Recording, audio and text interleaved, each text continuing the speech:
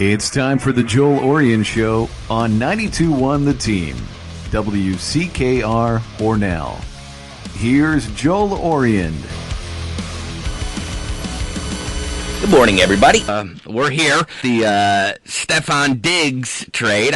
I believe the Vikings, matter of fact, just it looks to me on the TV screen here we have on the. It looks like they just took the Pagula's dog. Boy, the Vikings are just taking everything from the Pagulas and the Bills for this Stefon Diggs trade. Holy moly. But, I guess if you're a Bills fan, right now what you're thinking, and if you want to chime in, you can on the conversation. Text or call 363-TEAM. That's 363-TEAM.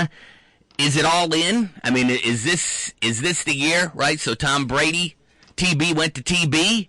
So is it now, here is our opportunity, our window with Tom Brady. The Patriots went to 9 Super Bowls, won 6 of them, won 9 AFC championships, went to 13 of them. So what's that make them, 9-4 or something like that in AFC championship games, won 17 AFC East titles.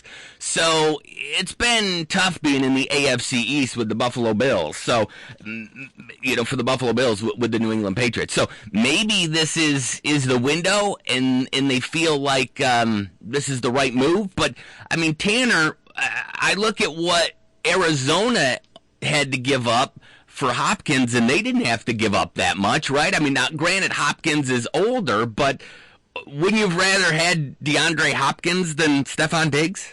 Well, I think I'd rather have DeAndre Hopkins, but I don't think the Texans would have made that trade with the Bills because, they sent him out of conference there, getting him from the AFC to the NFC, just kind of like the Vikings did with Diggs, sending him from the NFC to the AFC. But I've seen a few people say that the Bills overpaid for Diggs just because they gave up more for him than the Cardinals gave up for Hopkins. But that just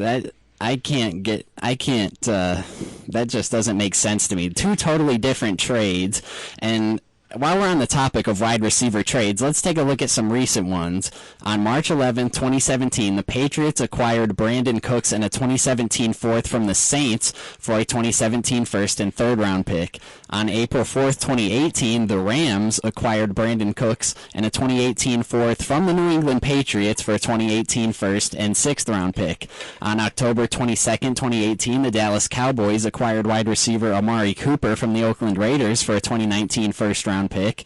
On March 13, 2019, the Cleveland Browns acquired wide receiver Odell Beckham Jr. from the New York Giants for a 2019 first, third round pick, and a good young player, defensive back Jabril Peppers. And then, of course, there was the Cardinals acquiring DeAndre Hopkins and a 2024 round pick for a 2020 second round pick and 2021 fourth and David Johnson. So it seems like the going price for a top 10 to 15 wide receiver is a first round draft pick. So just because the fact that the Texans made one of the worst trades in recent memory, and Bill O'Brien is I'm not even going to go there because I don't want to get in trouble with the FCC, but Bill O'Brien, just because the Texans made one of the worst trades in recent memory does not mean that the Buffalo Bills overpaid for Stefon Diggs, because I think Stefon Diggs is a top 10 receiver in the league, and he is slept on. Even I am guilty of that. I knew he was good in Minnesota, but in doing research for this show, I didn't realize that he was as good as he was, so I think they were perfectly justified. It tells me that Hopkins and O'Brien were not on the same page, and O'Brien wanted him out of town. I saw something in an article that Bill O'Brien and DeAndre Hopkins had kind of a tense meeting before the trade happened. I'm not sure, but maybe that played a part of it. I don't know what Bill O'Brien is doing out there in Houston, to be honest. They have a tendency to overpay for the players they bring in and they don't get enough compensation for the players they ship out. You look at when they traded Jadeveon Clowney last year, they didn't really get a lot in return. They got Barkevious Mingo and Jacob Martin, two reserve linemen from the Seattle Seahawks. And then they traded 2 first-round picks for Laramie Tunsil and Kenny Stills from the Miami Dolphins. And now look at DeAndre Hopkins. They get a running back on a bad contract and David Johnson and some not great picks. So I'm not sure what's going on out there at Houston with Bill O'Brien, but it's kind of a disaster. I heard rumors that, Bill O'Brien wants to get back to, the ground game and running the football. And with Hopkins, Hopkins wanted the football. I mean, Bill, it's not 1992. We're not going to ground and pound for 175 yards on the ground and win. I think that might be a little bit of an old school thinking on the behalf of Bill O'Brien, but we'll see. I'm not necessarily sold on Bill O'Brien being a great coach. Just like most Belichick disciples who have left the Patriots, not many of them have been very successful on their own. Bill probably being the most successful in Houston, and that's it's not saying much. That's using the word success very loosely. So yeah, I saw that and I said, man, the Bills should have been in on that. I mean, but I've heard this draft is chock full of wide receivers. So why give up so much? Why not just go and get a guy in the draft and keep all these draft picks, though? Well, I think the thing is, Buffalo, like you say, this is a very deep receiver class. It's pretty likely they were going to go wide receiver in the first round anyways, and it's highly unlikely that you're going to draft a guy that can come in day one and have the impact that Stephon Diggs will right away. It's not likely you're going to bring in a guy that's going to be as good as Stephon Diggs is right now, so why not go out and trade the 22nd overall pick for a proven commodity in Stephon Diggs? I think Buffalo knows that this opportunity that they have right now with Josh Allen on his rookie scale contract is going to be the best time for them to improve the roster, so with that said, go out and get Stephon Diggs.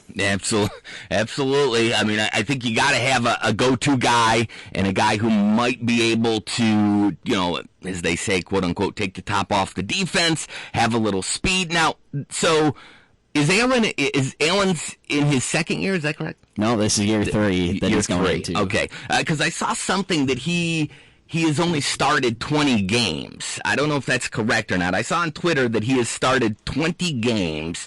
And how much longer do you think you need to know if Josh is the man? Should we know by now after 20 games? Will it be mid-season this year? Will it be at the end of this year? How many more starts, if you're not already secure in your answer, if he's the man going forward? How much more do you need to see from him? I think this year we'll know if Josh Allen is the guy. I think Sean McDermott's a firm believer that by year 3 you know what a player is going to be made of. Now, there are some late bloomers that happen from time to time, but I think we'll know what Josh Allen is going to be by probably the end of this season. I mean, he's shown improvement from his rookie year to this year. Even in his rookie year, you look at, he got injured against the Houston Texans, an elbow injury. Pre and post injury, the difference was night and day. He was fantastic, and he's continued to grow through year 2. It hasn't been linear, but he's gradually improving. I'd like to see a big jump from him this year. I think, he's primed to have a big year this year. Buffalo has a top 5 defense. I would say they now have one of the best wide receiver cores in the NFL with Stephon Diggs, John Brown, and Cole Beasley after starting out with Kelvin Benjamin, Zay Jones, and gosh, I don't even know who, Andre Holmes maybe. Devin Singletary, I think, is a stud in the making at running back. So, he's got a great team around him. I think this will be. Now, I heard a lot of people say they wanted Melvin Gordon. Obviously, they didn't get him, but did you want Melvin? If the price was right, I thought, the holdout didn't really work for him, kind of like it didn't work all that great for Le'Veon Bell. So I thought maybe if we could get him on a 1-year kind of prove-it deal, I would have been in favor of that, but obviously that didn't work out. But I'm fine with Devin Singletary going forward. I would like to see them get a compliment for him, but like I said, I'm fine with him moving forward. Melvin Gordon would have been a nice added luxury, but it wasn't like we desperately needed a running back. Now, what about Cam? So now Cam's on the open market because Carolina went and who'd Carolina pick up? Teddy B. Right, Teddy Bridgewater. So now Cam is on the open market. I don't think it's a good idea because if Allen stumbles, people will want Cam. No, I don't think the Bills. They have more pressing needs to fill. Going out and trading for Cam Newton that would not be a good idea. I think, the best way for Josh Allen to learn at this point, I don't think he needs to sit and learn behind a guy. Just the exposure and the experience, going out and actually seeing the field and having to read defenses and, prepare and stuff, I think that's enough for him to learn. I don't think Buffalo needs to bring in a veteran quarterback for Allen to learn under. I think, just continue to let him start and let him make mistakes and he'll grow. I mean, the improvement that he showed from the beginning of the year to the end of the year was pretty remarkable. He started out pretty rough. He had that 3-interception game against the New England Patriots, but after that, really didn't turn the ball over much through the air at all. He did fumble a lot, but didn't throw a lot of interceptions. I know that he was the only quarterback in the NFL that did not throw an interception in the fourth quarter or in the red zone. So, I think he's the real deal, and he's only going to get better. And, Mike Waffle said he's going to be nothing but greatness when it's all said and done. I tend to agree with that. I love Josh Allen. Let's, so we want to get to, we're going to talk some Bills. If you want to chime in, you want to text, you can text 363-TEAM, 363-TEAM. We're going to get to, obviously, Tom Brady going to Tampa Bay. Our thoughts on that. That certainly affects the Bills. Would you say quickly, 10 seconds, the Bills now the favorites of the AFC East?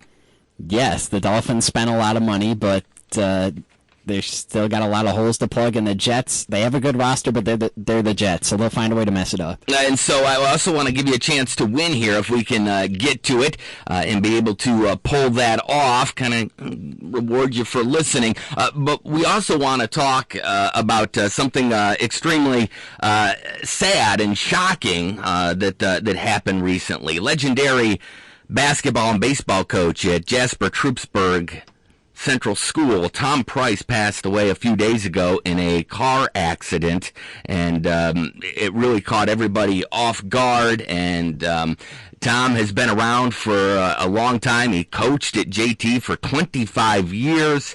He was extremely successful. A lot of people had a lot of respect for him, whether it be former players, former assistant coaches, opposing coaches, referees. So we want to do our part. There was a great piece in the Tribune that the Trib did about him. AD Gene Green had a lot of great quotes from JT. So we wanted to have a couple people come on and give their thoughts. I didn't have a lot of contact with Tom. The teams that I covered in Steuben County, whether it be Canisteo Greenwood or Prattsburg, Avoca, Camp El Savona, or Hammondsport, when they would play, we would cross paths briefly, but nothing too long or too in depth. So I couldn't speak about the man as much as other people who he had more contact with. So we wanted to get some people on that knew Tom and get their thoughts and their memories, and maybe pay a tribute to him, as it's a very just a very sad thing. And of course, with the health concerns and the health crises, people couldn't go and pay the respects at the funeral. I'm sure there will be, once this is all said and done, a big gathering and a big memorial at JT. I'm sure there'll be thousands that will want to come out and pay their respects to the Price family and just come out and honor him. So why don't we got the first person on the line here. Why don't we go to the line? I think we have someone that knows Coach Tom Price very well and can speak to him as not only a coach but as a man. Let's go to the phone here. Let's go to the phones here, and we've got another person on the line that we want to talk to about legendary baseball and basketball coach at Jasper Troopsburg, Tom Price, who tragically passed away in a car accident the other day. Coach Price, head coach of the JT Wildcats boys basketball team for the last 25 years, 345 wins, a sectional title in 1998, made it to 4 other finals, made it to the state finals in 1998.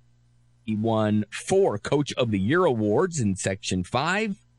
He also won 3 Steuben County League Tournament championships, made it to the title game 13 times. That's the second most appearances in the county tournament, only to Prattsburg.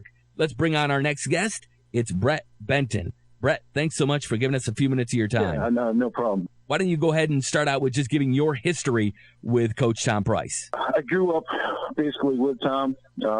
neighboring communities back then. It was just Jasper, Troopsburg. Tommy was always someone who was an exceptional athlete. He always looked up to.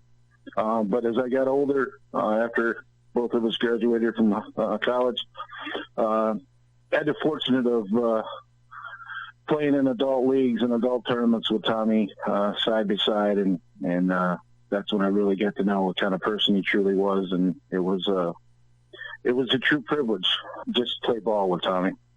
I've been told he's one of the most competitive people you would ever meet. One of the most non-professional. We always talk about professional athletes being the most competitive, but Tom Price was the most competitive human being I've ever been around, day in and day out, and it was contagious. Just did a lot of things the right way, and I like to be on the record as saying probably one of the greatest hitters I've ever seen in person. Had exceptional hand-eye, exceptional wrist. Just could fall out of bed and hit a ball. Exceptional athlete. Now, you coached with Tom Price as well, correct? I actually had the privilege. Tommy got me into coaching. He was in need of a JV basketball coach at JT.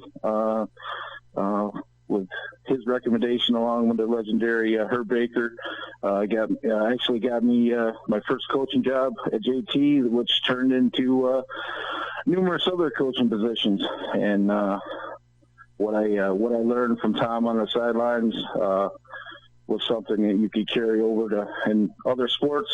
And Tom set the example and set the bar of how things ought to be done and how things ought to be done the right way every day.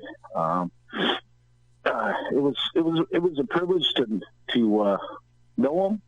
It was a privilege to work with him, and it was a privilege to play ball with him.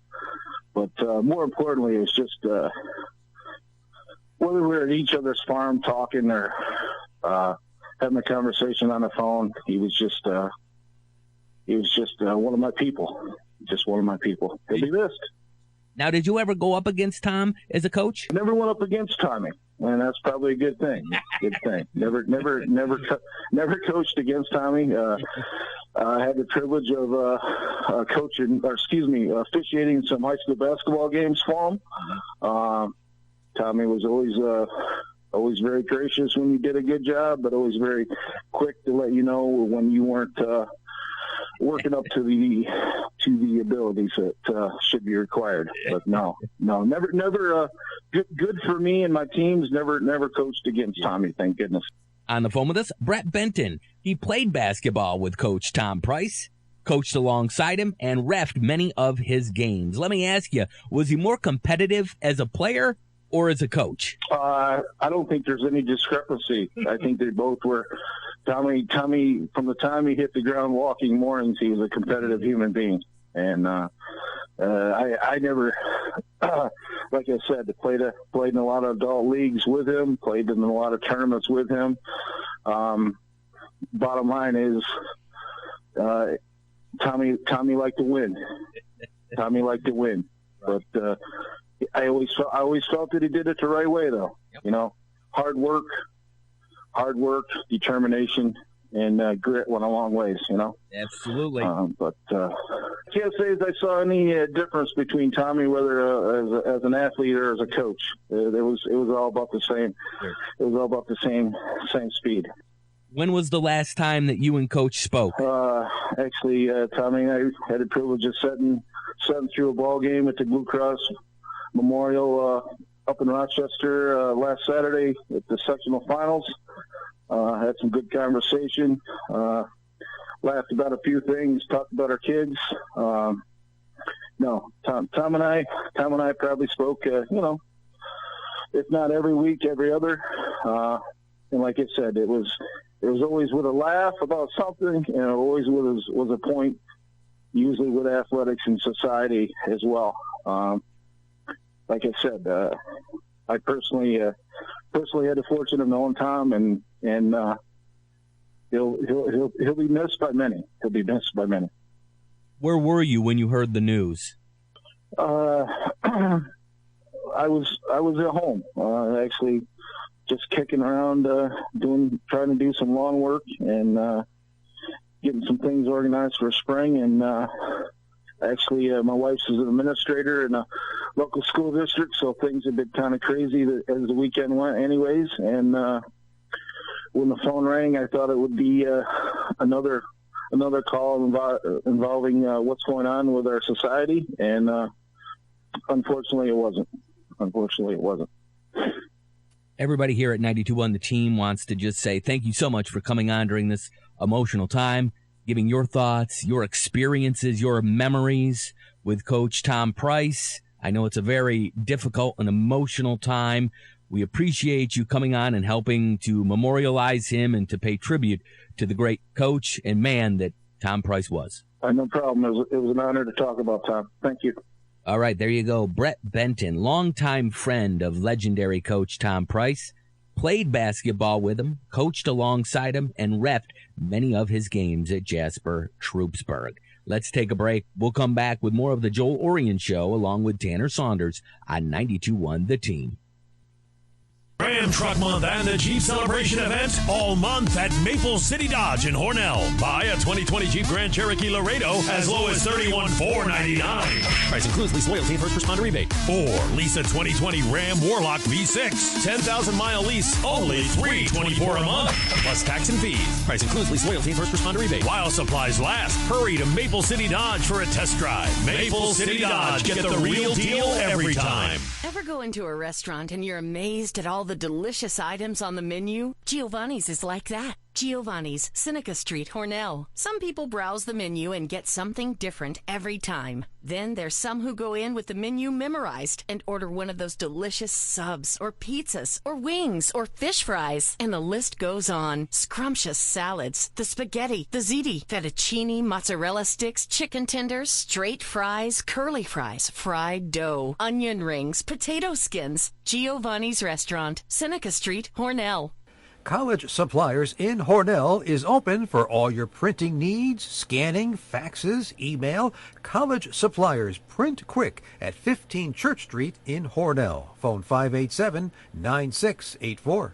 Are you tired of high cable TV rates? Sign up for Dish today and get a $500 bonus offer while supplies last. Plus, lock in your price for 2 years guaranteed. Call All-American Dish, your Dish authorized retailer now. 800-706-7063. 800-706-7063. That's 800-706-7063. Offers require credit qualification, 24-month commitment, early termination fee, and e-auto pay. Restrictions apply. Call for details. This advertisement is being used for the purpose of soliciting sales of a timeshare plan. Restrictions apply. Go to westgateterms.com for complete offer terms. I took my family on a vacation like the one you're about to hear about, and we had an amazing time. And the best part about it was the price. If you're looking for an amazing, fun-filled vacation for you and your family for an unbelievable price, keep listening for details on how you can get a fabulous 4-day vacation for just $99.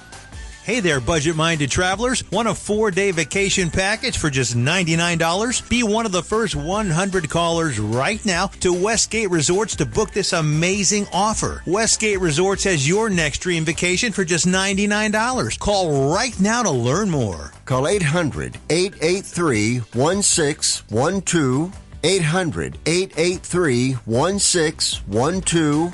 800-883-1612. Again, that's 800-883-1612. Paid for by Westgate Resorts. And we are back. The Joel Oriend Show. Want to thank Brett Benton for coming on and chatting with us. He played basketball with Tom Price. He also was an assistant coach, got his coaching career started with Tom Price at JT, and reffed some of his games as well. Coming up here in just a few minutes, so we'll talk to let's see if we can get Aaron Button on next. We'll do Aaron next. Aaron is a Jasper grad. He did not play for Coach Tom Price, but his brother did. Colin Button did. Colin was on the state runner-up team in 1998, but Coach Aaron Button did coach with Tom Price on the JT boys team. He coached the JT girls varsity team. Aaron did while Coach Tom Price was at JT. He then went on to coach the Kenesteel Greenwood boys varsity team and went head-to-head with Tom Price several times. So I want to talk to Aaron about Tom, his experiences with him, and some of his thoughts and memories about the legendary coach Tom Price, who was at JT for 25 years as a baseball and basketball coach and tragically passed recently in a car accident. Speaking of high school sports, we basically come to the end of the season as all the winter state playoffs were canceled due to the health situation.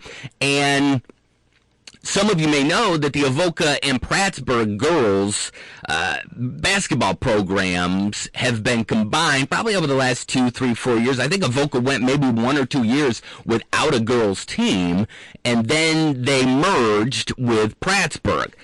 We see that happening with Arkport, Canasarega, Letchworth, Warsaw, obviously years ago, Canisteo and Greenwood. There's others examples, especially up in the GR, where there's much smaller schools that are combining. Matter of fact, I think Kelmum, Byron Burgeon have merged for some of their sports, at least for football.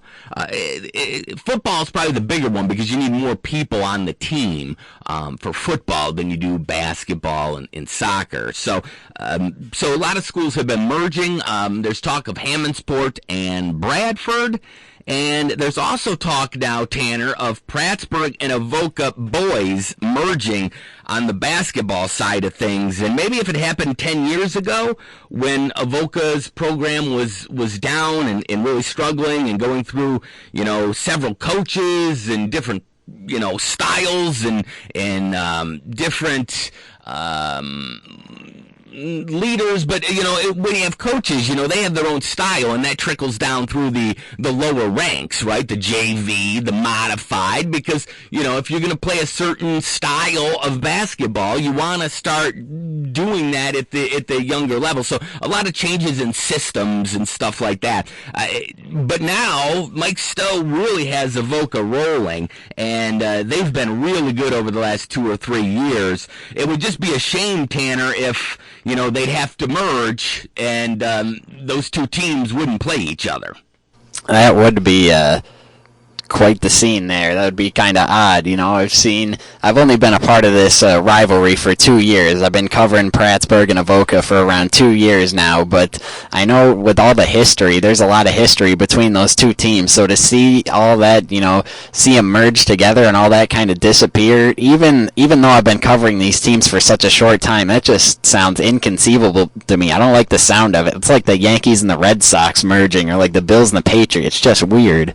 Yeah, it would be weird. I mean, they had a great rivalry in the late 80s, early 90s when the legendary coach Marv Skillman was at Avoca and Jim Burke was at Prattsburgh. They both won sectional titles. They both went on to win a state title in those years. So it was really a great rivalry. And for a while, it was kind of dormant, and now it's gotten reinvigorated. When you look at it real quickly, Tanner, so on Prattsburgh's side, Coach Brian Putnam is in his 7th season. So he started in 2014. All right. His first year he went 9-11. Then in 15, 21-3, won a sectional title, lost in the Far West Regional. 16, he went 14-9, lost in the semis to Avoca. 17, 21-2, lost in the title game to Elba. 2018, 21-4. Beat Avoca in the semis and then beat Bradford in the title game. Lost to Clyde Savannah in the crossover. 2019, 19-4. Lost to Belfast in the title game. And this year, 18-6. Beat Elba in the D2 title game and lost to Avoca to then advance to the Far West Regional, but did not get to play. So overall, regular season, Coach Putnam is 123-39. That's 75.9%. In the postseason, 17-6. That's 74%. So you add all that up together, 140-46. So that's 75.2%. Sectional titles in 2015, 18, and in 20. So not too bad. 3 titles, 3-2 in title games, 5 out of the last 6 championship games the Vikings have been in. Now on the other side, Mike Stowe, he took over in the middle of the season in 2016 when the Avoca coach was dismissed at the time. So he's in his 4th season. He finished 2016 2-2, beat Prattsburgh in the semis, lost to Lima Christian in the title game. 2017, 18-4. Went 1-1 in the playoffs, lost to Elba in the semis. 2018, 15-8. He lost to Prattsburgh in the semis. 2019, they went 20-3, lost to Mount Morris in the title game. And then this year, 24-1, winning 24 in a row. They only lost their first game on November 30th of 2019. And beat Genesee Valley in the title game, 80-58. Beat Prattsburgh in the D crossover, 56-50. Did not play in the Far West Regional. So in the regular season, Coach Stowe 79-18. That's 81.4%. In the playoffs, he's 11-4. That's 73.3%. So combined, he's 90-22 for a winning percentage of 80.3. In title games, he's 1-1. So both have done a great job. I'd hate to be the person, Tanner, that might have to make that decision between these two coaches. And we interviewed Coach Mike Stowe, and he made his feelings clear and his intentions known that if they do merge, he would love to continue to coach. That's right, and he's done a very good job ever since coming in. For this Avoca team, they've been on a steady incline ever since he took over the reins. And you look at Brian Putnam, he's got over 20 wins in 3 seasons. So like you said, very good on both sides and a very tough decision. And, another thing that makes it kind of hard to discern between the two is both have been blessed with, very good players that have helped lead these teams. You look at Brian Putnam, he's had the pleasure of coaching his son Mason, who has been an absolute stud throughout his career, about a 30-point-per-game scorer. And then Avoca, they've always just had good, solid teams. Like last year, they had Nathan Nunn and LaDre Stanford, and then this year, just a well-balanced attack with Devin Stowe, Pacey Hopkins, Jonathan Jensen, Tristan Stark, Brady Brando. So, it's pretty even when you look at these two coaches, given, the talent they've had and, their resumes they built up. So, indeed, a tough decision. I'm not sure what the age disparity is looking like. Maybe, they might go with a more youthful, I believe, Brian Putnam, but either way, that's a tough call. And they were both great players. Coach Mike Stowe was on the state championship team for Avoca under Coach Marv Skillman, and Brian Putnam was on the undefeated, I think it was like 29-0 Prattsburgh Vikings 1991 team. So they both won state championships. Now Mason Putnam obviously will be graduating. He joined the 2,000 Points Club this year, a very elite club, but and this, will probably come into play if indeed this does come to fruition, the merge. There is a younger Button coming up the ranks for Prattsburgh, correct? Yep, the 8th grader, also son of Brian Putnam, McCoy Putnam, and he played a lot for them down the stretch this season in some key games. He played a lot in that Class D2 championship game, got a lot of playing time in the Far West Regionals, just a lot of playing time in the postseason in general. So they do have another Putnam in the pipeline. So that might come into play as well. When you've watched these two teams, now Avoca has the upper hand. They won the last 3 in a row, right? Because they played once in the regular season, once in the county tournament, and then once in the crossover. They played 4 times this year, didn't they? No, they played 3. Okay. Once in the regular season. That was on the 31st.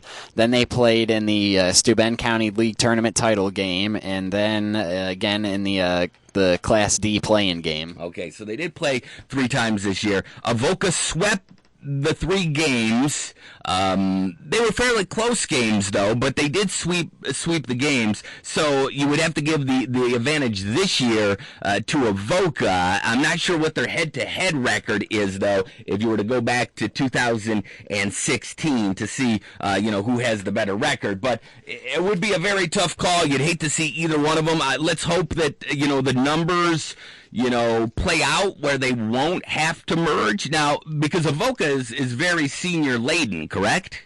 Yes, every player on the team is a senior except for one, and that's Pacey Hopkins, who's a sophomore. Right, so, and Pacey is a very good player, so I don't know what their JV program looks like or their modified program looks like. Obviously, that's not a great sign that all of them are seniors because, if they don't have enough in the JV and modified ranks, they would have to, merge. So I guess that's the big question. I don't know their numbers at the JV level, so that'll be a big question mark to see if they merge or not. It's, there are definitely pros and cons to the merging. So let's say there's only one or two kids, and one of them is Pacey Hopkins. What is he going to do? Does he not get to play? Does he got to move out of district and move to another town? So, you'd hate to see if there's one or two or three kids that want to play at Avoca, but there's not enough for a team. You'd hate to see them not be able to play either. So, that the merge is at least better than them not getting to play anymore. That's true, even though it would be weird to see Prattsburgh and Avoca merge. Obviously, the best interest of the kids should take priority, and, you'd rather set your differences aside and have the two schools merge than to not give the kids the opportunity to play at all. So, regardless of, the history and all that, I think that's the thing that should be premium, top priority, is the best interest of the student athletes. So we talked about TB to TB, and the show that it leads into us, Dave Preet, he's a Tampa Bay fan, I believe, so he must be ecstatic because that's a long-suffering franchise. Outside of the Gruden years, in the Dungy years, which was in the early, late 90s, early 2000s, I guess if you wanted to go back to the McKay days, they did make it, I believe, to the NFC Championship game with Doug Williams one year after being, awful just 1 or 2 years before, the Yuccaneers. One of the greatest quotes of all time by a coach when he was asked after a game when the Buccaneers were not playing very well. A reporter asked Coach McKay about his team's execution, and he said, "I'm all for it." So it's a franchise that has had way more down years than up years. Matter of fact, if you were to go and look, the Bucs have the lowest winning percentage in the last 50 years in the NFL. So you would say, why in the world would Tom Brady want to leave the greatest dynasty in the history of the NFL? I mean, you could say Pittsburgh maybe was better with the Steel Curtain and Noel, and you could say maybe, Lombardi's Packers, but certainly of the last 20 years, the Patriots have been the creme de la creme of the NFL. So why would he want to leave the best franchise in the last 20 years to go to the worst? So I think there's a couple reasons for this. One, you can tell that Bill Belichick is I don't think he's a basket of kittens sometimes. He seems like he's a pretty serious dude and a taskmaster. And after 20 years, and I've worked for people like that, right, that you can do 9 things right out of 10, but they dwell on that 10th thing that didn't go right. We don't talk about the 9 that did go right. We talked about the one that didn't go right. Now, yeah, sure, that's going to make you push harder, and it's going to make you want to go 10 out of 10, not 9 out of 10. And that works for a while, right? But after a while, you think, it doesn't matter what I do. I could do 99 out of 100 things right, and all I'm going to hear is the 100th thing that I didn't do right. And so I think it's partly because of that. I also think it's partly because of egos, right? I think it's clear Belichick did not want Brady back. The Garoppolo thing went down, and it did not go down the way that Bill Belichick wanted. He wanted his philosophy has always been earlier than later. Let's cut bait with someone a year or two earlier than later, whether it be Richard Seymour, whether it be there's a couple cornerbacks that they cut early. I think might have been Ty Law. Let's talk. There's another one that Wes Welker. Wes Welker was having career years, and they let him go. He went and had one good year with the Broncos, and then they cut him. And so Bill's always, let's get out early than late. And so he wanted Garoppolo. He couldn't have his way. He was stuck with Tom. So when Tom wanted this extension, Bill didn't want anything really to do with it and kind of dragged his feet. I think Kraft wanted Tom, but he deferred to Bill because he didn't want to lose Bill as his head coach, and I think he had to make a choice between Tom and Bill, and so he went with Bill Belichick. So, they tried to turn it as, hey, we put an offer on the table for Tom, and he didn't want it, and so be it. We'll go get somebody else. So I think they kind of turned it and tried to make Tom look like a bad guy when I don't think they probably made him much of an offer. And so he got a lot of money from the Bucs. But I also think it's partly, he wants to prove them wrong, right? Everybody's been telling him he's too old here for the last, 4 or 5 years. And clearly now the Patriots are saying you're too old. So I think he wants to show them wrong. And he wants to show every other team in the NFL that they're wrong. Because honestly, I was a little surprised, Tanner. There wasn't many takers. I don't know if Brady and his agent Don Yee were expecting this, but for the GOAT, it didn't seem like he had a lot of people courting him and bidding for his abilities at quarterback. That's right. I believe the Buccaneers were the only team to offer. I don't know if the Chargers did show interest, but I don't know if they submitted a formal offer. There were teams that were rumored to be interested, like the 49ers, but that was Tom apparently was interested in the Niners, but they did not reciprocate. And then the Titans were also mentioned, but they went all in on Ryan Tannehill, gave him a 4-year, $108 million contract, I believe. So, yes, the market was rather barren for Tom Brady. Yeah, I mean, and I don't understand that. I mean, the Chargers are going to go into L.A. with Tyrod Taylor as their starting quarterback. The Colts go out and get Phillip Rivers for 1 year, $25 million. Essentially, that's just about what Tom got, $25 a year with some incentives. If you're going to go out and get an old quarterback, why not go out and get Tom Brady for 2 years for $50 or $60 million, then Phillip Rivers, who's Mr. lame big game and has never won anything, for 1 year for $25 million. Again, I think that might speak to what people think about Tom and how much he has left in the tank. So once again, Tom Brady has all the motivation on his side, right? Just like when he was the 6th round draft pick and no one wanted him in the draft. Now he's got 6 Super Bowl rings, 9 Super Bowl appearances, and no one wants Tom Brady. Now, is it more of an indictment on Tom that he had to go to the Bucs because no one else wanted him and they're the worst team in the NFL winning percentage-wise, Tanner? Or is it an indictment on Bill Belichick, Robert Kraft, and the roster that's currently stated in New England that Tom would rather go and play with the Tampa Bay Bucs than play in New England? Yeah, I think it's more of an indictment on Bill and Robert Kraft.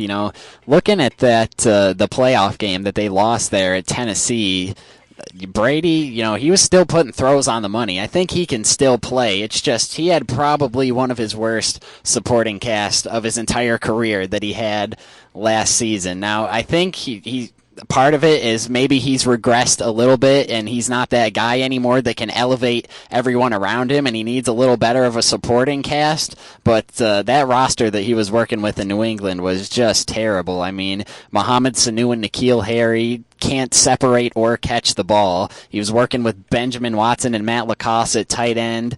It was a rough situation there for Tom. So I think it's more of an indictment on Bill and Robert Kraft because that roster was terrible. I think Tom Brady can still play. And, you would expect to see regression from a 43-year-old quarterback. And I think we've seen that a little bit. For the most part, though, I think he can still play. Yeah, I mean, you just mentioned it. So when we talked about it in an earlier segment, that the Bills might be the odds-on favorite to win the AFC East. So right now, this is the key players, the positional players on offense for the New England Patriots. Quarterback, Jarrett Stidham. Running back, Sony Michel and James White. Wide receivers, Julian Edelman, N'Keal Harry, Mohamed Sanu, and tight end Matt LaCosse. Now, when Brady was younger and better, he could have made those guys really good. But as Tom is getting older and maybe, he's losing a tick or two, he needs to be surrounded by better people. And maybe that's what Tom felt like, that, I can't make these guys in the Super Bowl champs like I could 5 years ago. It'll be interesting to see how Edelman does. I mean, those two were very tight. I would be amazed if Edelman does not want out of New England fairly soon, because him and Tom were best bros, and he's going to miss Tom. I mean, I don't know. I don't feel like they're going to go with Jarrett Stidham. I wouldn't be shocked if they bring someone in, but they've had him around now for 2 years, so they might know, and Bill may have seen enough to say, he's good enough. Let's go with him. We'll talk about that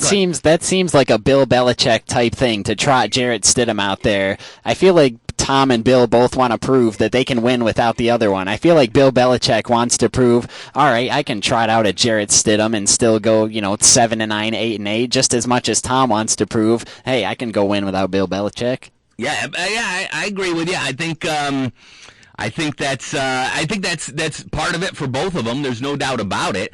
Where they're so linked together that now it's like, well, Tom is good because of Bill, and Bill is good because of Tom. So again, it goes back to that ego thing, where I think they both want to prove that they would have been good on their own, right? I mean, that happens in musical groups too, right? Simon and Garfunkel. I mean, you can go down the list of people. Eddie Van Halen didn't think he needed, David Lee Roth, because it was Van Halen, it was not Van Roth, right? I mean, egos come into play with this stuff, and I think they both want to prove that they can win without the other one. Who do you think will be? So he signed a 2-year deal, so they don't play each other this year, but they do. I mean, this would be great, right? They play in 2021. Tampa comes to Foxborough. How crazy and funny would it be if Tom wins a Super Bowl this year and he's got one more ring now than Belichick does? Boy, that would be something. I kind of want to see it. I never thought I would say that I want to see Tom Brady win another Super Bowl as a Bills fan, but I kind of want to see it. See him get one on the Buccaneers, and then I think that would quash that whole debate of, did Tom make Bill or did Bill make Tom? But yeah, that would be wild. Yeah, because Bill's boat would still be named 6 rings, and Tom's helicopter would now be named 7 rings. So it definitely would be a kind of a buck you to Bill Belichick from Tom Brady. So, I do find it weird that not more teams wanted Tom Brady, that they passed him over. Again, I think he's going to be extremely motivated to make everybody regret that. I mean, how many times has he had to do that to people? Tanner. I mean, he did that, right? It was the 6th round draft pick thing. He let that eat him for years. Then, it was the Deflategate, right? And when he came back, it was like scorched earth after he came back after that 4-game suspension. He was motivated because people were loving Garoppolo, and Garoppolo was getting a lot of love. He was out of the limelight. He couldn't be around the team for all of those weeks. He came back and had an amazing year that year, and now he's going to get to prove everybody wrong again by saying, you passed me over, and so I'm now going to beat you with the Tampa Bay Buccaneers. So, Tom Brady doesn't need much motivation, and now the league has given him motivation again, so we'll see. I'm sure he's going to use that. It'll be interesting to see, though, how him and his coach in Tampa Bay, Arians, mesh. Now, Arians did work with Roethlisberger. He did work with Manning, so he's okay with handing the offense over some to Brady. But you got to remember, Arians is what they call a player's coach, right? He's a little more laid back, and I think you Bills fans have learned that sometimes fun coaches are fun, but they're not overly successful, right? Like Rex Ryan was fun, right? Like Rex Ryan could give you a good quote, and he was a funny guy, but that wears off after a little while, right? That wears off in the locker room, that being a chum and going out and doing the rah-rah thing like you're in college, like I'm not kissing Bill's ring and, this and that and being bombastic personality. That works a little more in college than it does in the NFL. Now, it's probably more fun to play for someone like that than Bill Belichick, but that seems to only work for a short period of time, and then it kind of wears off. Now, it's more fun to play for somebody like that than, again, for Bill Belichick, who, never seems to have any fun. And, again, I think that might be part of why, Tom just got a little tired of, the taskmaster and wanted to go where, he could have a little bit more fun. And, quite frankly, when you've won 6 Super Bowl rings, you can have a little bit more fun and not have to worry about being so serious. But I'm sure he would like to win a Super Bowl to prove to the Patriots that he is not done. We've also been paying tribute and respect to the legendary Jasper Troopsburg boys basketball coach and baseball coach, Tom Price, who unfortunately passed away in a car accident a couple days ago, and it really threw a lot of people for a loop, caught a lot of people off guard, and a lot of people very emotional about it because he just touched so many people's lives in the 25 years that he coached at JT. He was a Jasper graduate. He was a great player at Jasper as well, so we wanted to reach out and get some people on that could speak to the man that Coach Tom Price was. And so let's, a gentleman that certainly could do that. He coached with Tom Price at JT. He also coached the girls' varsity team while Tom was there. He then went head-to-head with Tom when he was the coach of the Canisteo Greenwood boys basketball team. It's Aaron Button. Let's go to the phone and let's chat with Aaron Button about Coach Tom Price.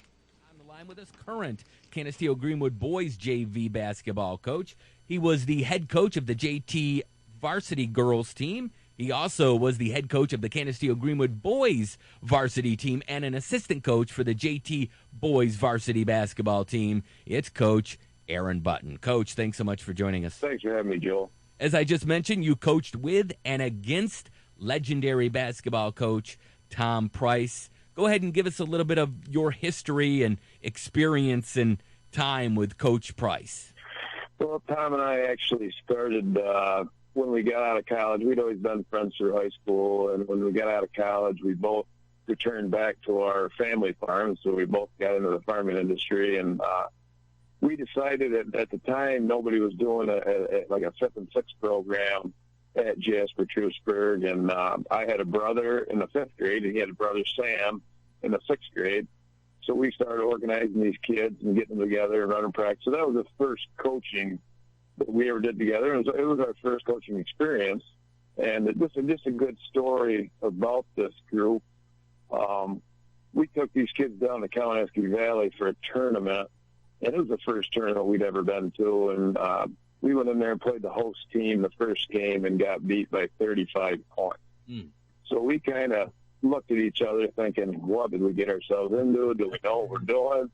And that group of boys ended up winning 5 games up through the losers bracket, playing that host team that beat us by 35 and beat them in the championship. Wow. And it was kind of telling because that group eventually went on to play at Glens Falls in the state finals, and they played for me through JVs and then Tom as the varsity coach. So it's pretty ironic that then it kind of showed the work that we put in. That pretty much started both of our coaching paths. Aaron, you always knew that under Tom Price, the Wildcats were going to be well-coached, fundamentally sound, not a lot of mental errors, and going into JT over the last 25 years was one of the hardest places to go in Steuben County to get a road win. No, Tom is, if you know Tom, he's a fierce competitor, a really fun guy to be around. I mean, there's so many people. You can't talk to anybody around Section 5 that doesn't know Tom Price or probably had a conversation with him. But it was ironic because we coached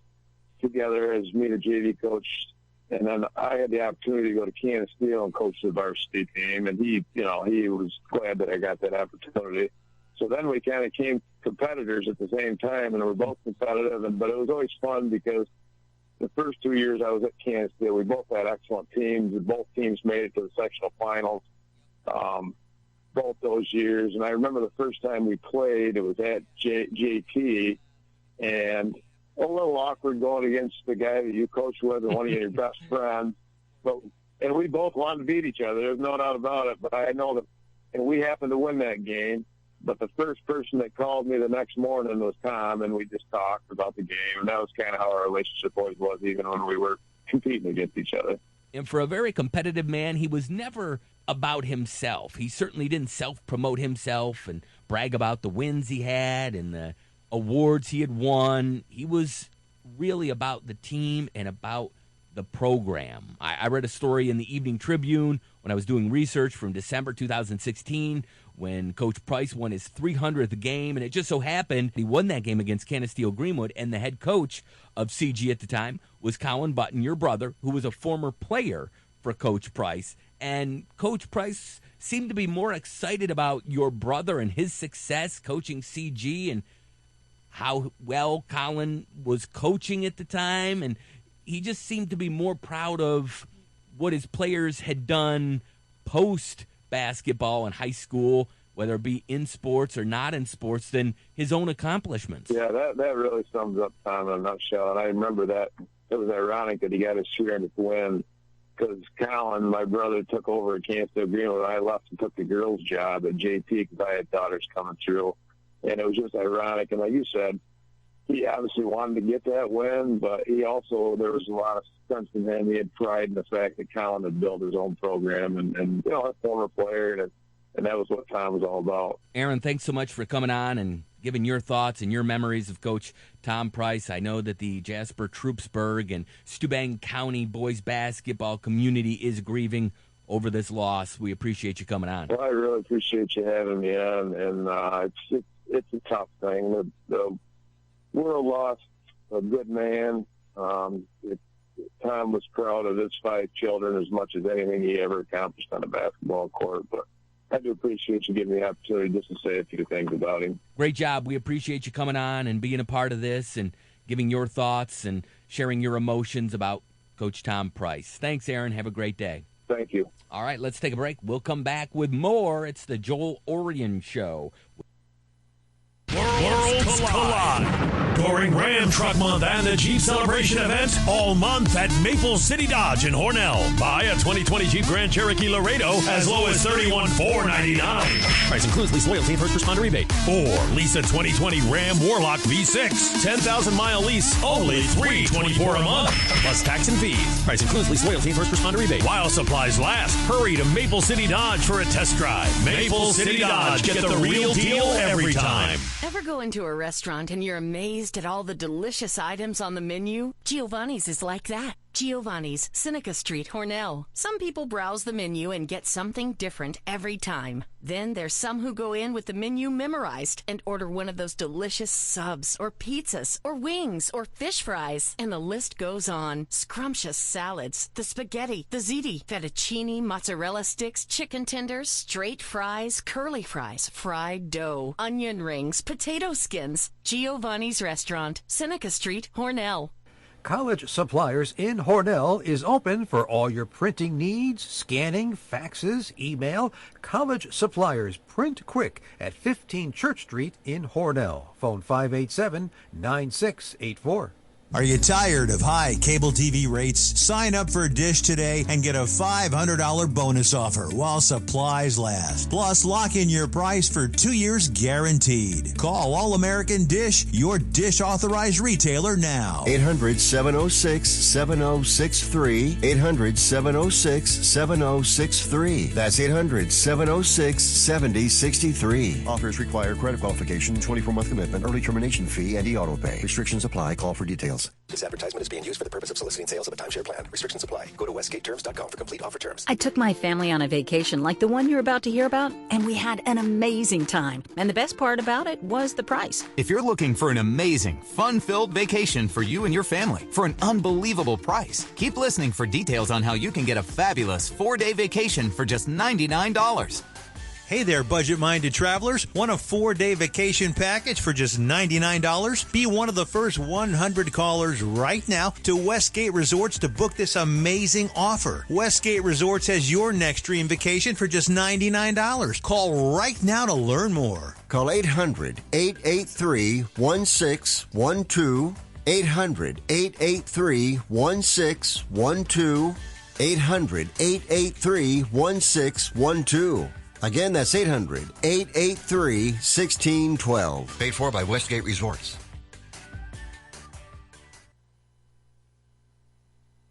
Let's let's go to the phone here. Tanner is telling me that we have someone else on the phone that would like to chime in and be part of the show and give their thoughts and experiences and memories of legendary basketball and baseball coach Tom Price, who tragically passed away in a car accident a couple days ago. You might recognize this man's voice. He once hosted a local sports talk show in the area. He is a longtime baseball umpire and basketball official in Steuben County in Section 5. It's Terry Ilges, T.I., the sports guy. T.I., thanks for the call. Hey, Joe, thanks for having me. Terry, where were you when you heard the news, and how did you hear it? It's funny, Joe. I was here at home, and one of my fellow basketball officials texted me and said that, he had passed away in a car crash that morning. I got it about 1 o'clock in the afternoon. Yeah. And I texted a few more guys on our board, and nobody had heard it yet. And then, lo and behold, we got confirmation on it. So I had heard it through our basketball board. Through the years, you've reffed a lot of Tom Price's games. I've been told he was extremely competitive, but he was very fair. If you did a good job, he'd let you know. But if he thought you didn't follow the rule book to the T and properly, he'd also let you know that too. He was a consummate professional. He really was, both on and off the court, Joe. He was all business with the kids, and it was funny to see, especially this year. I remember.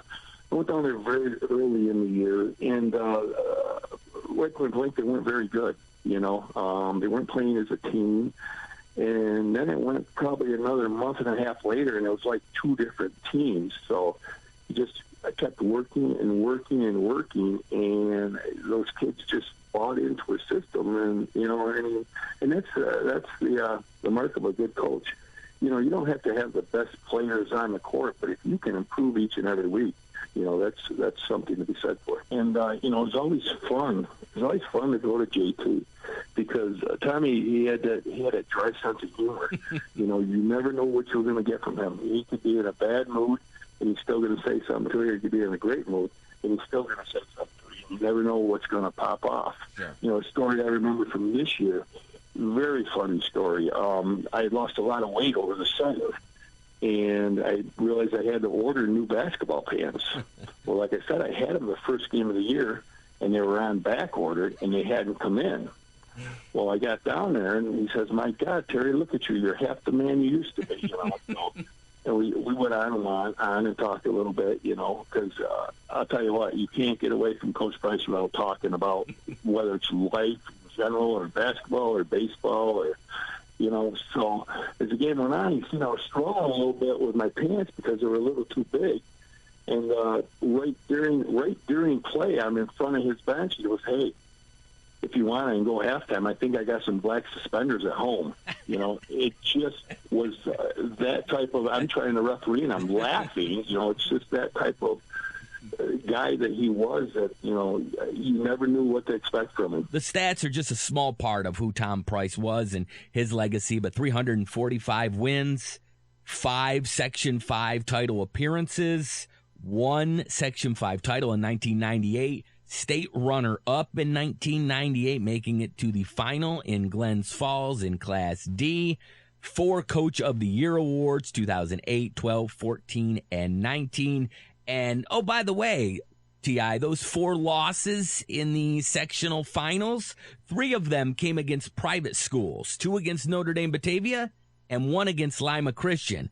Here's probably one of the most perennially smallest schools in all of Section 5 that doesn't make any cuts at all, taking on private schools in a final where kids travel 10, 20, 30, 40, 50 minutes away to play for these private schools. It certainly says a lot for him to get to the finals so many times. Last appearance was in 2014 with such a small school. He certainly got the most out of those kids. Oh, he absolutely got the most out of them. And you're absolutely correct.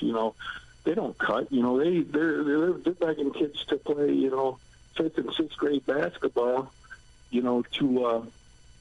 just to get something going with, the program, to keep the program going. I remember like baseball, for instance, the last 2 or 3 years kind of fielded maybe 10 kids, only at the varsity level, right? But again, he was a student of the game. He was a teacher. And just like in basketball, you could see the kids improve every time you had them somewhere, whether it be on the road or at home. They were always improving. He was always preaching fundamentals to them, always the little things, explaining why you did this way, why you didn't do it that way, always teaching the kids. Now, Tom Price was a very successful high school baseball coach as well, and you are a baseball umpire, so you reffed some of his games on the hardwood, and you umped some of his games on the diamond. Was he tougher on umps in baseball games or officials in basketball games? You know what? 50-50. Yeah. He chewed me a few times, and rightfully so. So you really can't do anything about that. It is what it is. You make a mistake, you move on. Right. But one thing I can say about Coach Price is I've never, in baseball, never ever gave him a bench warning or sat him on the bench or anything or threw him out of the game, and I never gave him a technical in a basketball game, nor any of his kids. Wow. His kids are probably the most politest kids. He tells them, "You be quiet, I'll do the talking." Never had a problem with a student athlete from Jasper, Tewksbury, or Tom, for that matter. And it just won't be the same or feel the same next year, T.I., in Section 5 and Steuben County League boys basketball without Tom Price roaming the sidelines. Oh, they've lost definitely an icon, one of the true elite gentlemen of Steuben County basketball and baseball, for that matter. Yeah, the county is definitely not better off with the loss of Tom Price. Coach Price was a very understated, humble, modest sort of man. He didn't want to talk about all his accolades, the awards, the wins. He always gave the credit to the kids, and he was more proud of what the players became after their high school and playing days than anything he accomplished as a head coach on the sidelines. He was always just so proud of what the kids did and how well they played, and he was just a true teacher of young men. Yeah, he wasn't really looking for any accolades. He just went to work and went about his business, and tried to make the kids better both on and off the court, which I think he most definitely did. It's a real tribute to him, real tribute to his family. He's got 5 beautiful kids. They're all terrific students, student athletes, and have gone on to be successful, the ones that have graduated already. So it's a really a tribute to what a great person he is. We talk about JT being one of the smallest schools in Section 5, not having to make any cuts or have tryouts. A lot of schools starting to have to merge. Arkport-Canasarega has merged athletically. Some teams up in the GR, Letchworth and Warsaw, have merged in some sports. Bradford and Hammondsport rumored to merge. A couple years ago, Avoca and Prattsburg merged for girls basketball. And now I'm hearing, T.I., that Avoca and Prattsburg might merge for boys basketball. Avoca had a lot of seniors on their team this year, and boy, that would be a shame. They've had just such a great rivalry over the years. It's been dormant maybe for the last 10 or 15 years, since going back to the late 80s, early 90s, the Marv Skillman Avoca Tigers, Jim Burke, Prattsburg Vikings, those teams going back and forth, winning sectional titles and state titles. Mike Stowe has come in and breathed life into that Avoca Tiger boys basketball program. The last 5 years, it's been really back and forth between Prattsburg and Avoca. 3 great games this year. Avoca swept Prattsburg, but they were good games. Putnam's done a great job with Prattsburg. Stowe gets them to their first Far West Regional for the first time in 30 years this year. I'd hate to be the person, T.I., that has to choose between Brian Putnam and Mike Stowe for that job. I personally, Joe, hope it doesn't happen. I really don't, because I'm all about the rivalries and everything. And high school sports, they're really cycles. I mean, you have your up years, you have your down years. You know, that's just the way it goes. You have your class where everybody's an athlete. You have a class where everybody's a classroom student, you know. So I really hope it doesn't. I mean, okay, yes, they're going to be very lean. You know, the cupboard's going to be there for 1 or 2 years, but not permanently. Yeah. And Prattsburg, you know, they just reload, as you well know. So I really hope it doesn't happen, because I don't want that rivalry taken away. I mean, I get it in the other sports where in soccer you need 11 people. Baseball and softball, you need 9 people, and you don't have the numbers. I totally understand that. But as far as basketball goes, that's one hell of a rivalry, and I really hope it doesn't stop. And, T.I., not only are you a baseball umpire and basketball official, but you're a high school sports fan, and you've had kids that have played sports. Just so heartbreaking to see what has happened with the health scare and the health issues going on, with all of the New York State winter state playoffs being canceled, ice hockey, basketball, all of them being canceled due to the health concerns. Avoca, as I mentioned, getting back to the Far West Regional for the first time in 30 years. Dansville, the girls basketball team, getting to the Far West Regional for the first time in program history. Your heart just goes out to the kids and the parents, especially for those seniors. Yeah, your heart just aches for them, like you mentioned, the Dansville girls and the Avoca boys. Oh my goodness, how just heartbreaking is that they weren't able to continue playing. Both teams on a roll, you know.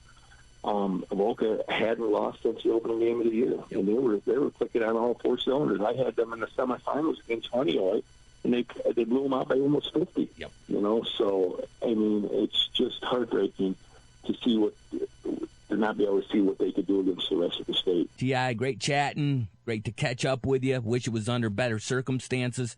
Thanks so much for being part of the show and giving your thoughts and memories and experiences today. I know it's difficult. It's very emotional for a lot of people. It came as a huge shock as he passed in a car accident just a couple days ago. So thank you so much for coming on. Hey, Joe, I appreciate the call. And, yeah, thanks so much. And like I said, Steuben County has definitely lost an icon. No doubt about it. Listen, T.I., great job out there this winter. Saw you ref a bunch of games this year that I was broadcasting. Great job as always. That is a underappreciated job, being a basketball official. I don't think people realize how difficult it is and how much credit you don't get for doing it. And without you guys doing it, there wouldn't be any game. So great job as always. And let's hope we see you out there on the baseball diamond this spring at some point as well as a baseball umpire. Thanks again, T.I. Thanks, Joe. All righty, there you go. T.I., the sports guy. We appreciate him being part of the show and helping memorialize and pay tribute to legendary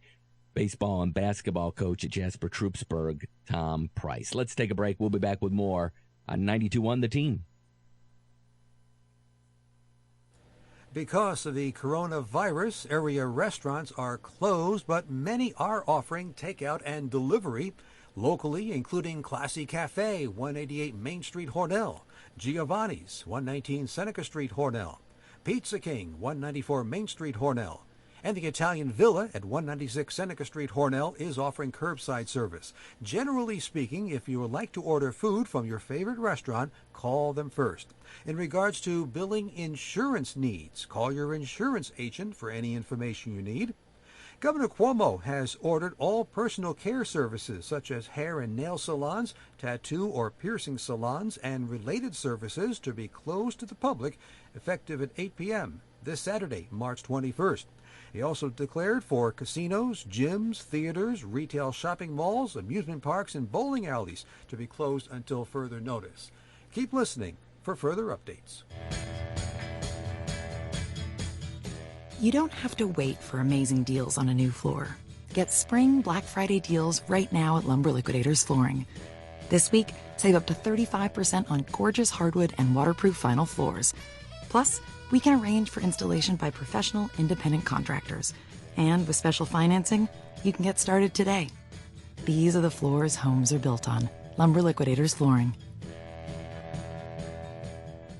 You're in charge of hiring, and Indeed has solutions, like online skills tests, which let a candidate show that they're the right hire. And we'll give you this barbershop quartet who'll sing the name of the perfect hire. Vince Lundy. Vince Lundy. Vince Lundy. Vince Lundy. Okay, there's no quartet.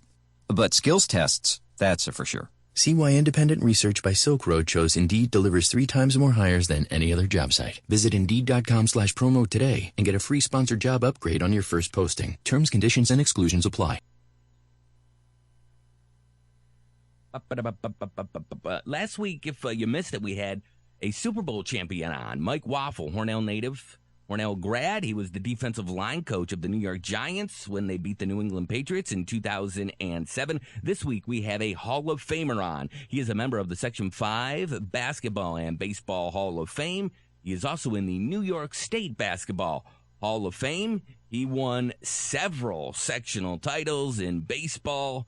He helped put up many of those banners in the Prattsburgh Palace. He's won numerous Coach of the Year awards as well. It's legendary Prattsburgh coach Jim Burke. Coach, thanks so much for joining us. Glad to be with you, Joel. Good morning. Coach, it's a strange time we live in. It's almost like we're living in a sci-fi movie with the health crisis and the health concerns, the coronavirus. I've never seen anything like this where the Pro League shut down, the NCAA not holding the Final Four in men's and women's basketball for the first time in I don't know how long. The New York State winter sports playoffs were postponed and canceled. The only time I've seen anything maybe like this was around 9/11. Things were put on hold around that time, shortly after that event, rightfully so.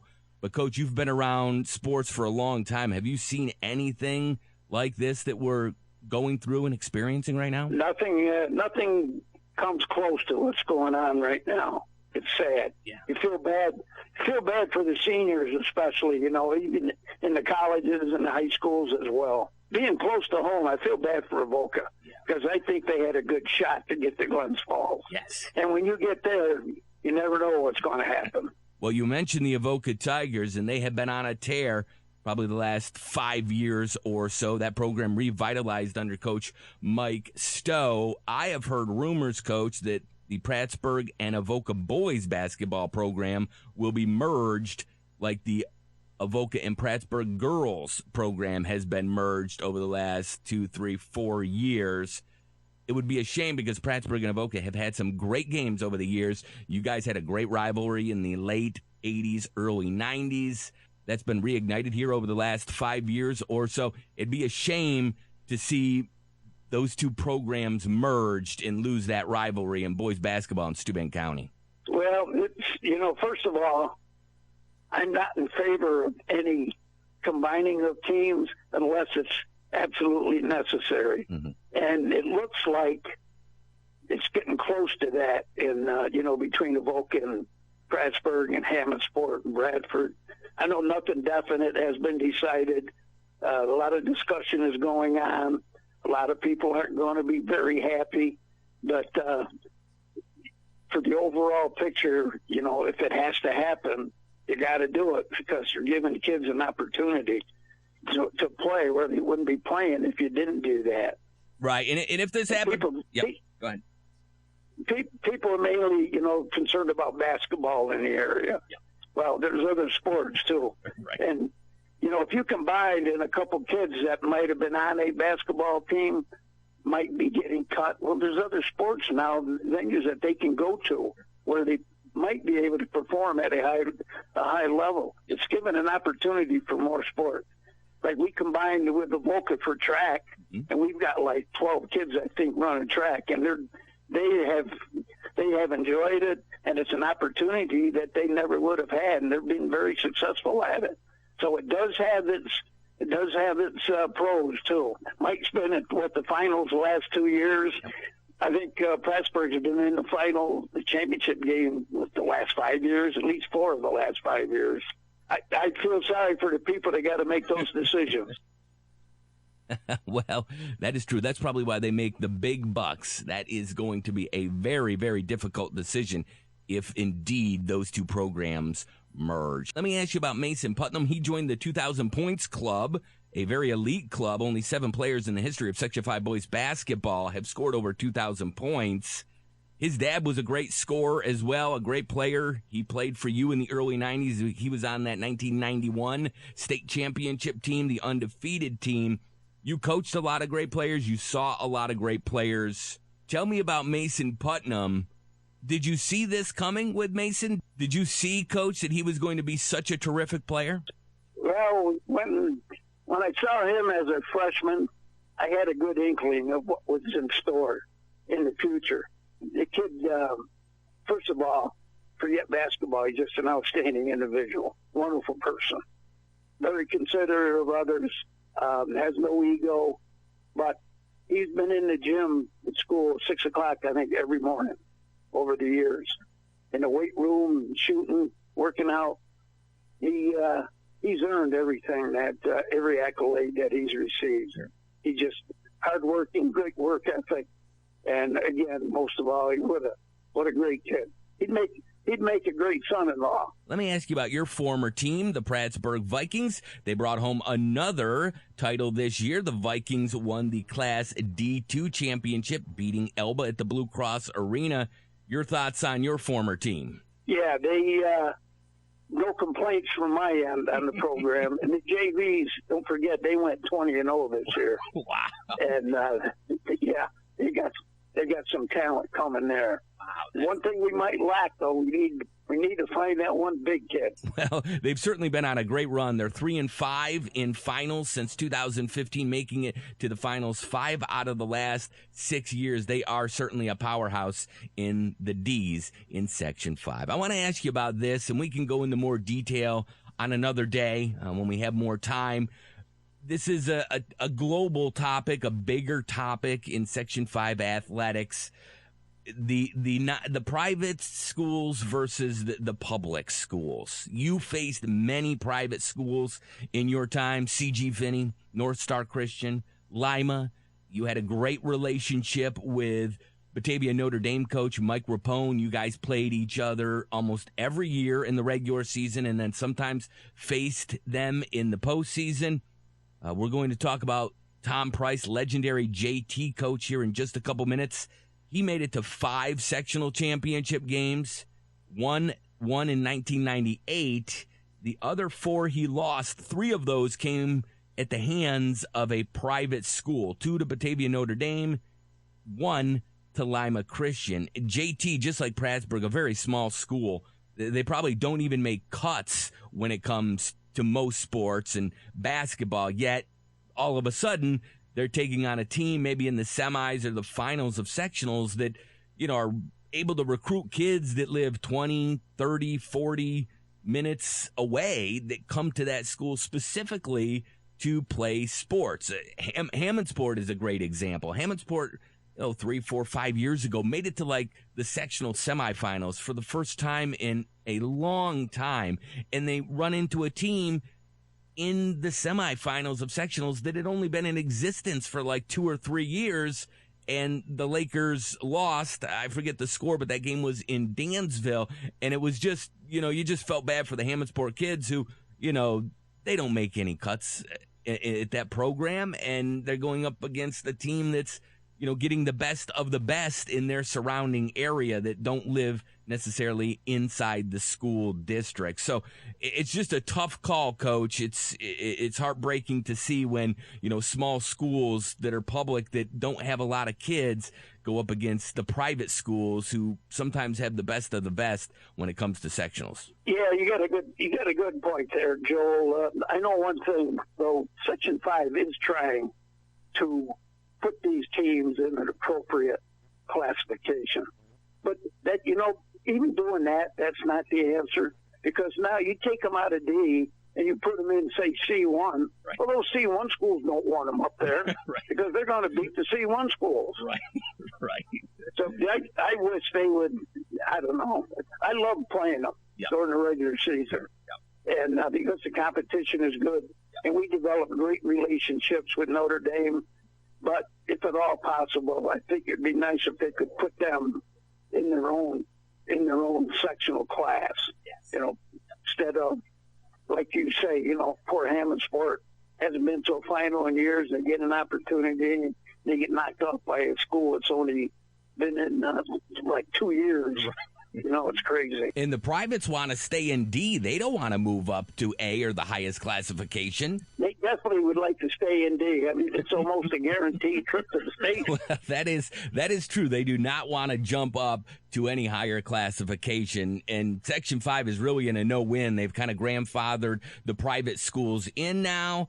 So the privates don't want to move up and play the higher classifications. The public schools are upset because they have to play them, especially in the lower classifications like D. So it's a no-win situation right now for Section 5. We'll see if they'll be able to resolve that going forward in some capacity, some way or another. Coach, the reason we're having you on today is because of the tragic passing of JT basketball and baseball coach Tom Price just a couple days ago in a car accident. You coached baseball against him. You coached basketball against him. You guys had a lot of great games together in Steuben County. Go ahead and just give me your thoughts and your memories of Coach Tom Price. Sad day. We were out of town at the time, and I still haven't gotten over the shock of hearing the news, that he passed away in an automobile accident. But he and I were pretty close. He's one coach that's had a lot of success. Usually when you have a lot of success, you make a few enemies along the way. Mm-hmm. I don't think I've ever heard anybody say a bad word about Coach Price. That in itself is a tribute to what kind of an individual he was. His teams were always prepared, always competitive, no matter what level of talent he had. And I think a good example of Tom's coaching ability, I happened to see his last game at Notre Dame. They were celebrating Coach Rapone's 700th win. And JT got down 13-0 at the beginning of the game. Most other teams would have lost by 25. His kids, they played hard the whole game, and they played him even the rest of the game, first quarter on. They lost by 13. And that's, playing Notre Dame, playing at their court, the tradition up there, like I said, most kids would have packed it in. Sure. But he wouldn't let that happen. Coach, you had to face him on the baseball diamond as well. Was he as tough to beat on the diamond as he was on the basketball court? Oh, yeah. It was the same thing there, too. Games are usually close, 2 or 3 runs. Again, he was prepared. He didn't like losing. That wasn't in his vocabulary. And, he spent a lot of time with the youth, too, in Jasper. There was a lot of youth programs that he was involved in. Mm-hmm. It just showed what compassion he had for kids. Absolutely. That he was a competitor. I coached against him when he was playing in high school, and it was the same thing there. Hey, don't let Tom Price beat you. He was just a quality person. He always had time for people, and it was all about kids, too, with him. I got a good story about him. We played over to JT, and things weren't going well for JT that night. Coach Price was getting a little frustrated. Well, one of the kids made a bad pass, and it came to him by the bench. Oh, my God. His right foot came up, and that ball went sailing. 2 cheerleaders dove, and the ball went flying over their heads into the stands. So I walked down by him. I said, "What the heck you doing?" He turned and looked at me. He said, "There's a Buffalo Bills scout here tonight. They're looking for a field goal kicker." Well, so the sense of humor he had in a tough moment. Sure, that was him. Well, I know the numbers are just a small part of Tom Price's legacy. He was even a better man than he was a coach, if you can believe that. 345 wins, 5 Section 5 title appearances, last coming in 2014. Won the Section 5 and Far West Regional Championship in 1998. Won 4 Coach of the Year awards, 2008, 12, 14, and 19. And that tells me, Coach, that, even after 20-some years, he was still coaching at a high level. He was getting his teams to finals. He was winning Coach of the Year awards. So he was still performing at a high level, even after 20-plus years at the helm. Yeah, definitely. And you know what? The team he's got coming back next year, look out. That's I feel bad because, he's not going to be with them. And he asked me 3 or 4 weeks ago if he could participate in our Whalen Cohocton Hall of Fame showcase on December 5th. And, of course, we told him, yeah. But I think what we're going to do next year when we have that, it'll be the Whalen Cohocton Hall of Fame showcase dedicated to Tom Price. December 5th. One last point, though. Steuben County basketball won't be the same without Coach Price for the next few years. Well, that's very cool that you're going to dedicate the showcase to Tom Price. I'm sure a lot of JT fans, a lot of Steuben County boys basketball fans will be going to that next year at Whalen Cohocton, December 5th. Coach, thanks so much for giving us a few minutes of your time and helping us memorialize and pay tribute to the great man, Tom Price. Stay healthy. All right, there you go. Section 5 Baseball and Basketball Hall of Famer and a member of the New York State Basketball Hall of Fame as well, Jim Burke. Let's take a break. We'll come back. It's 92.1 The Team. An old world recipe, probably the happiest servers in the area, and without a doubt, the best Italian food. You guessed it. I'm talking about Giovanni's in Hornell. We appreciate the kind words. At Giovanni's, we work hard, very hard, to bring you the absolute best in Italian food, from pizza to spaghetti, subs, and salads, all priced so you can afford it. In fact, I doubt you could find lower prices anywhere. No wonder people of all ages are discovering the low prices and the wonderful food at Giovanni's. We love to see college students who return to Hornell and tell us they missed our food. And you can actually have all that Italian cuisine delivered right to your home or office. Just call us at 324-6000. Did you get that? 324-6000 for delivery right to the door from Giovanni's on Seneca Street at Fulton, across from the high school. But really, only a phone call away, and they're open 7 days a week. 324-6000. Did you know most people struggling with problem gambling addiction started gambling at age 10? March is Problem Gambling Awareness Month. We need to teach young people that gambling can be a risky behavior that can lead to addiction. Talk to young people about making healthy choices to prevent gambling addiction. Find information and help at oasis.ny.gov. That's oasas.ny.gov.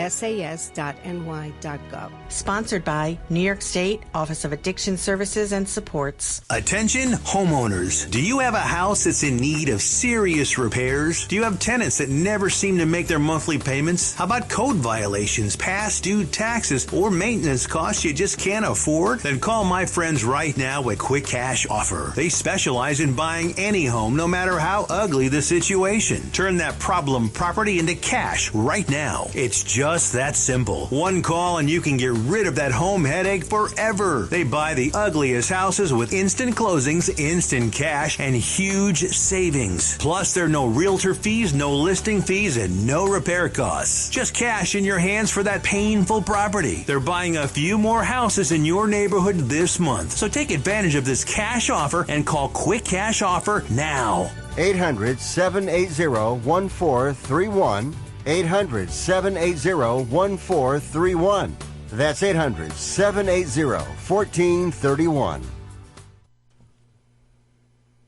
And welcome back in, everybody. I am Joel Oriend alongside Tanner Saunders. And we're wrapping the show up here as we get close to the noon hour. Now, Tanner, after us, following us immediately, there's some because obviously with all the pro leagues getting shut down, postponed, the NCAA for the first time in maybe the 30s, I think I heard, are not doing the men's and women's Final Four. NASCAR is not racing. They didn't race last weekend. They're not racing this weekend. The XFL, who had suspended their season, has ended their season now, so no pro leagues going on, no college, no high school, but Westwood One has put together a great package of classic games, and coming up we're going to have one of those, correct?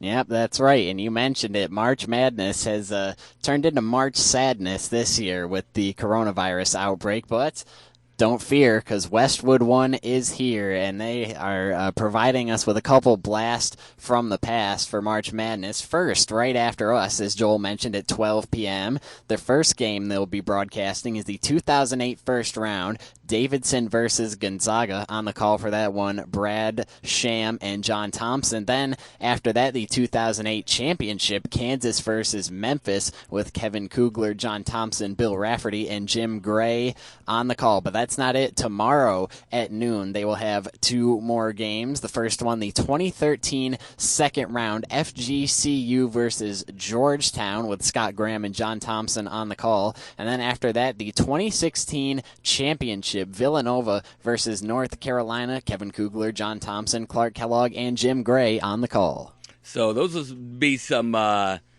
great games. So some classic basketball games you can hear right here on 92.1 The Team. So pretty cool. A lot of great games, a lot of great memories with those games. And you can tune in for that. Kind of brings back memories. You kind of remember the games. You might not remember all the exact details. So it'd be kind of cool to go back and listen to that. So that pretty much does it for us. Now, I did want to get into a contest. We just didn't have time to do it today, and I'm hoping maybe we can do it going forward. The hope was that I wanted to. I'd gone and, because, obviously you can't go to the stores or anything, hardly anymore, and get anything just because of this health crisis and everything. And so a lot of people are doing, going to some local stores, but depending, like food, you got to do takeout and stuff like that. So I thought, well, what would be handy is if we, because a lot of people are ordering things, over the internet. So I went out and got a Amazon gift card, thinking, that'd be pretty cool to give away. People could order things that they need, and then of course Amazon, they've now come out and said they're stopping all shipments of non-essential products. So I don't know what's considered essential. And listen, Tanner, if I need a PlayStation 4 game, that's fairly essential, isn't it? That's essential to me. So I don't necessarily, it's, so I have that, okay? So I'd like to give that away to people because I think that, people could certainly use that. But I don't necessarily, but what you might get might vary depending on how essential it might be if you win this Amazon gift card and what you want to order with it. So I think we'll do that next week, okay? And Tanner, what I thought we could do is, well, there's two contests that I was thinking of, okay? And tell me what you think of them, okay? The first one is Mascot Match, okay? Now, Mascot Match is you throw out the team, and I have to guess the mascot to it, okay? So, or vice versa, okay? So we'll just, I'll do it. I'll throw a couple out to you, okay? You ready? All right, let's give it a shot. All right, here we go. Without Googling, by the way, okay? Here we go. Belfast. Bulldogs. All right, I think that's where the bell comes in, Tanner. It's in the other room. Oh, it's in the other room. Go figure. Okay, let me see. I'm trying to give you a hard one. Wellsville. Lions. All right. Cuba Rushford. Rebels. All right. So you get the premise. Now, I don't necessarily know how we're going to specifically do this. I wanted to get the audience involved, but the problem with that is that darn internet. Because all they got to do is bring up the list of the teams, and it's not going to be very difficult. I'm sure, it's not very hard to find what website to go to for that. So I think we need to flip it around a little bit, and my thought is maybe we get a caller on the line, and then they have to decide whether you can get more right in 30 seconds or I can get more right in 30 seconds. You like that? Yeah, I'd suggest studying up because I'm not settling for second place. Well, see, that's why I didn't want to tell you, because now you're going to go home and memorize them all. So what we're going to do is I'm going to throw a curveball in there. It's not just going to be Section 5, I'll tell you that, okay? So you can't just go home and memorize all of them. Or maybe we'll do something a little different. Maybe it'll be one of us. And how long's the shot clock in boys basketball? Is that 35? I believe so. Okay, so we could go 35 seconds, and you have to guess how many Tanner can get in that 35 seconds. And if you are in within one or two or something, you can win. So let me try to figure that out. The other one I had an idea was because the show is coming back on TV, and it was very popular when Regis did it. It was Who Wants to Be a Millionaire? Well, I don't technically have $1 million, and I don't untechnically have $1 million either. But so that's where the Amazon gift card comes in, right? So it's over $100. It's a $125 gift card. So I thought we could play Who Wants to Be a Hundredaire, okay? But the questions will be surrounding high school boys basketball in Section 5, okay? So, for example, we get a contestant on the line, and the first question will be, who has won the most Section 5 boys basketball championships? And we'll have 4 choices, okay? And so we'll start with $1, then you move to 5, then I think it's 10, then 20, and D, kind of like with Who Wants to Be a Millionaire. However, you can't walk away when you only win 50 because I can't split the gift card up, okay? So you got to keep going, okay? Now, you'll have 3 lifelines. You will have an assist, because again, we're playing off the basketball thing, right? So you can ask for an assist from Tanner, okay? Now, it's not to say Tanner knows the right answer, but he's going to give you his best guess, okay? You can block one. All right, so if you don't like that question, block it, swat it away. We'll give you another one. And then the third lifeline will be a steal.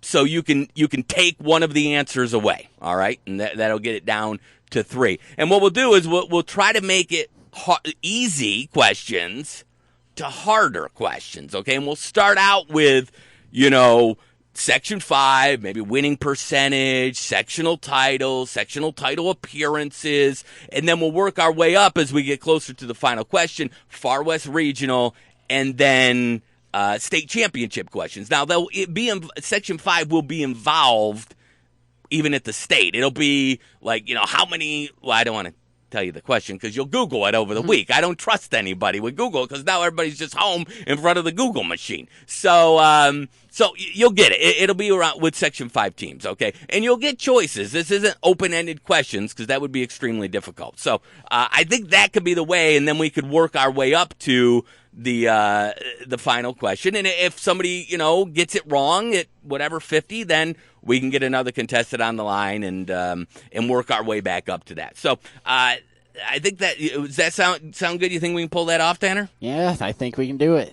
All righty. I think that's the plan. So let's do that. And I want to address this just because I would feel weird not doing it. Obviously, so many people are having to work from home. The school teachers, administrators, so many different industries are working from home these days, having to close down their business because of the health issues. And, here at the radio station, they've been certainly kind enough and have said, if you don't want to, come in because of it, you don't have to. And they've given us the option to do that.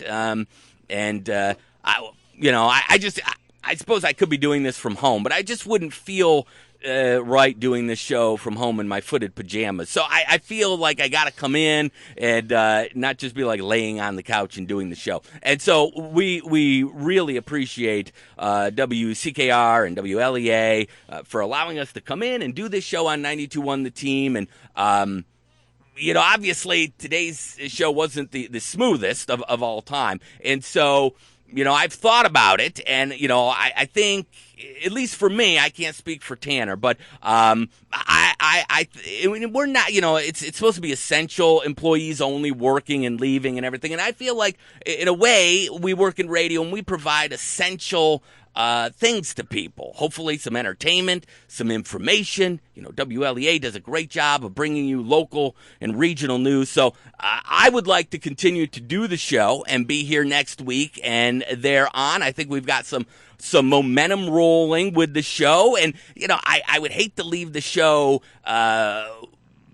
like we did today, where, it wasn't the best show. If it was the best show, you know me, I'd like to quit on top. But because it wasn't the best, I would like to continue to do the show. We could do that contest next week and give people a chance to win. So let's. That's my opinion. I'd like to keep going because I want to give people maybe a little bit of a break that are at home, stuck at home. Maybe they can't leave the house. They're working from home. So I just made that decision off the top of my head.